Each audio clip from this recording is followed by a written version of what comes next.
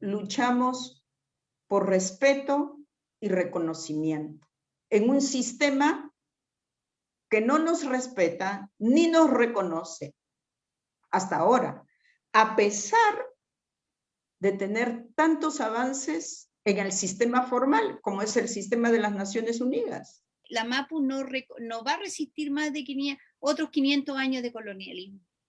O sea, la MAPU se está hoy día destruyendo, hoy día se está secando, hoy día ya no está produciendo los alimentos para criar a los niños. Hoy día los ríos de Chile no están protegidos y las aguas se rematan y salen, es tan asqueroso que sale en el Mercurio, en los diarios, el remate de agua. Entonces, hay una situación ahí que no podemos admitir, no podemos admitir más que el agua quede, no sea un derecho común de todos los pueblos.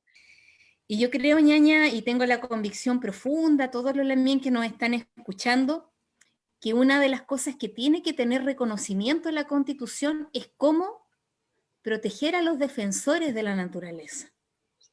Reconocer esa labor.